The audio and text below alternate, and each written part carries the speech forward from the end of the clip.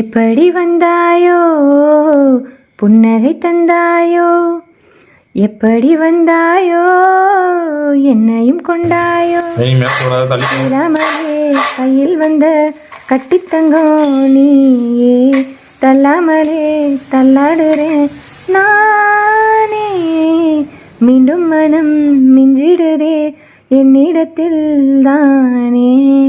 Hi friends, நம்ம sweet potato வச்சு நல்லா சூப்பராக டேஸ்டியாக நல்லா கிறிஸ்பியான ஃப்ரெஞ்ச் ஃப்ரைஸ் தான் செய்ய போகிறோம்.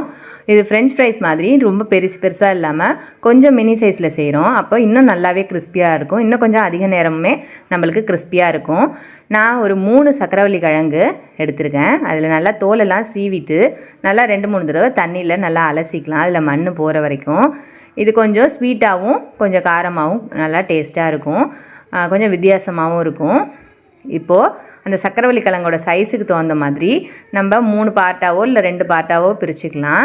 பிரிச்சுட்டு சென்டரில் உள்ள பார்ட் வந்து நம்ம பிரிக்கும்போது ஈக்குவல் சைஸாக கிடைக்கும். ஆனால் அந்த ஓரத்தில் உள்ளதெல்லாம் நம்மளுக்கு கொஞ்சம் பெருசாக இருக்கிற மாதிரி இருக்கும், ஒரு பக்கம் ஒல்லியாக இருக்க மாதிரி இருக்கும். பரவாயில்ல, ஓரளவுக்கு கூடுமான அளவுக்கு ஒரே மாதிரி சைஸில் இருக்கிற மாதிரி நம்ம கட் பண்ணிக்கலாம்.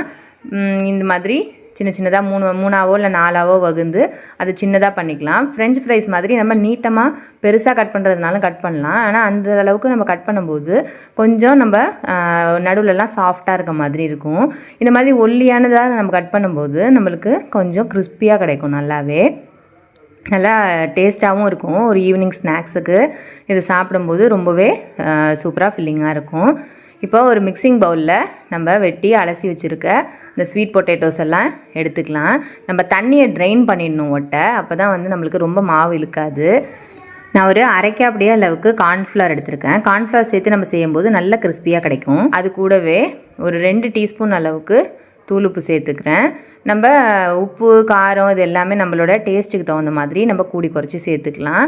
ஒரு 1.5லேருந்து 2 டேபிள் ஸ்பூன் அளவுக்கு மிளகாய்த்தூள், நான் குழம்பு மிளகாய்த்தூள் தான் எடுத்திருக்கேன். ரெட் சில்லி பவுட்ரு வேணும்னா கூட நம்ம அதுவும் சேர்த்துக்கலாம். சேர்த்துட்டு இதை அப்படியே நல்லா பெசரி விட்டுக்கலாம். நம்ம தண்ணி கொஞ்சம் எக்ஸஸாக இருந்துருச்சு எனக்கு, அதனால இந்த மாவெல்லாம் அப்படியே வந்து அதில் ஒட்டாமல் போயிடுச்சு தண்ணியோட. அதனால நான் இன்னும் ஒரு 2-3 டேபிள் ஸ்பூன் அளவுக்கு நான் மாவு சேர்த்துக்கிறேன். சேர்த்துட்டு நல்லா கலந்துக்கிறேன். சப்போஸ் உங்களுக்கு மாவு ரொம்ப ஈரமாக இல்லை, அதாவது ரொம்ப தண்ணியெல்லாம் விடாமல் இருந்துச்சு அப்படின்னா நீங்கள் வந்து அதுக்கு தகுந்த மாதிரி கார்ன்ஃப்ளவரை யூஸ் பண்ணாலே போதும். இப்போ எண்ணெய் சூடானதுக்கப்புறம் நம்ம எண்ணெயில் அப்படியே பெசர்னாப்பில் போட்டுற வேண்டியதான். நம்ம தனித்தனியாக போட்டாலுமே அது ஒன்றோட சேர்ந்து ஒட்டிக்கும், ஒட்டினாலுமே அது கிறிஸ்பியாக தான் இருக்கும். தனித்தனியாக பிரிக்க முடிஞ்சதுன்னா பிரிச்சுக்கலாம். நம்ம ரொம்ப ஒல்லி பீசஸாக போட்டிருக்கிறதுனால அதை பிரிக்க முடியாது, அப்படியே தான் இருக்கும். மீடியம் ஃப்ளேமில் வச்சுட்டு அப்படியே பொரிச்சிட வேண்டியது தான். 2 பக்கமும் திருப்பி போட்டு நல்லா கோல்டன் கலர் வர வரைக்கும் நம்ம அதை பொரித்து எடுக்க வேண்டியதான். நம்ம ஃபுல்லாக அதை சக்கரவள்ளி கிழங்க நம்ம ட்ரை பண்ணி நல்லா தொடச்சிட்டு கூட நம்ம மாவை கோட் பண்ணோம்னா கூட நம்மளுக்கு அதுக்கப்புறம் தேவைப்பட்டால் நம்ம தண்ணி தெளித்து நம்ம பெசரிக்கலாம் வேணும்னா கூட. ஃபஸ்ட்டே நம்ம தண்ணி அதிகமாகிட்டதுனால நம்மளுக்கு எக்ஸஸான மாவு தேவைப்படுது. இல்லட்டினா ஒரு அரைக்க அப்படி மாவு அளவுக்கு கார்ன்ஃப்ளவர் அதுவே போதுமான அளவு நம்மளுக்கு. பார்த்திங்கன்னா நல்லா சலசலப்பெலாம் அடங்கிடுச்சு, பார்க்கவே நல்லா கோல்டன் கலரில் நல்லா சூப்பராக இருக்குது. இது கொஞ்சம் நேரம் படவே நம்மளுக்கு கிறிஸ்பியாக இருக்குது. ஒரு 2-3 மணி நேரம் வரைக்குமே நல்லாவே கிறிஸ்பியாகவே இருந்துச்சு சாப்பிட்றதுக்கு. ஏன்னா நம்ம ஒல்லி பீஸாக போட்டுட்டோம், அதனால் நல்லாவே கிறிஸ்பியாக நல்ல டேஸ்டியாகவும் இருந்துச்சு. கெச்சப்லாம் தொட்டு சாப்பிட்டோம்னா சூப்பராக இருக்கும். அது மாதிரி குழந்தைங்கள்லாம் ரொம்ப விரும்பி சாப்பிடுவாங்க. இது மாதிரி நம்ம சக்கரவள்ளி கிழங்குன்னு இல்லை, நம்ம உருளைக்கிழங்குலையும் இதே மாதிரி செய்யலாம், மரவள்ளி கிழங்குலையும் செய்யலாம். ஒரு கிழங்கினுடைய நேச்சரை பொறுத்து அதனுடைய டேஸ்ட்டு கொஞ்சம் முன்ன பின்ன வேறு மாதிரி இருக்கும். இப்போ ஸ்வீட் பொட்டேட்டோவில் சாப்பிடும்போது நடுவில் உள்ளதெல்லாம் கொஞ்சம் மரவள்ளி கிழங்கு மாதிரி ஹார்டாக இல்லாமல் கொஞ்சம் அதனுடைய டெக்ஸ்சர் வந்து வேறு மாதிரி இருக்கும். நம்ம உருளைக்கிழங்குல செஞ்சோம்னா அது வேறு மாதிரி இருக்கும். இதே மசாலா வந்து வெங்காயத்தில் போட்டோம் அப்படின்னா அது ஒன்றோட நேச்சர் இருக்கு இல்லையா, அதனால அது வேறு மாதிரி ஆகும்.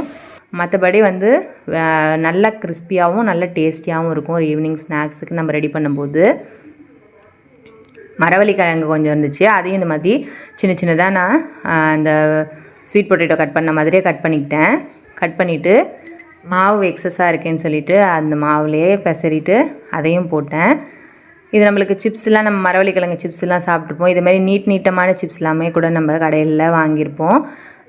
அது கொஞ்சம் அழுத்தமாக நம்ம கிறிஸ்பியாக இருக்கும் இல்லையா, அதே மாதிரியே இது நல்லாவே கிறிஸ்பியாக இருந்துச்சு. கொஞ்சம் உள்ளாரையும் ஹார்டாக இருக்கும். ஸ்வீட் பொட்டேட்டோவை கம்பேர் பண்ணும்போது நல்லா அழுத்தமாகவே இருக்கும் அது கொஞ்சம். ஆனால் ரொம்பவே டேஸ்ட்டு நல்லாயிருக்கும் எதில் செஞ்சாலுமே நம்மளுக்கு. நீங்களும் கண்டிப்பாக உங்கள் வீட்டில் ட்ரை பண்ணி பாருங்கள். ட்ரை பண்ணி பார்த்துட்டு எப்படி இருக்குன்னு மறக்காமல் கமெண்ட்ஸில் சொல்லுங்கள். நம்ம சேனல் உங்களுக்கு ரொம்ப பிடிச்சிருந்ததுன்னா நம்ம சேனலை மறக்காமல் சப்ஸ்கிரைப் பண்ணிக்கோங்க. உங்கள் ஃப்ரெண்ட்ஸ் அண்ட் ஃபேமிலிக்கு ஷேர் பண்ணுங்கள். நம்ம குட்டீஸ்க்கு இந்த ஸ்நாக்ஸு ரொம்ப ரொம்ப பிடிச்சி போயிடுச்சு. பாருங்கள்.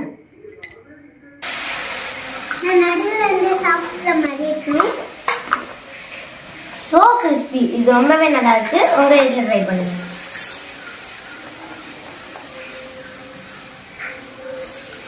ரொம்ப சூப்பராக இருக்குது. யார் குக்கிங் பண்ணு? என்னோட அம்மா தான். உன்னோட அம்மாவும் கூட தான். என்னோட அம்மாவே தான்.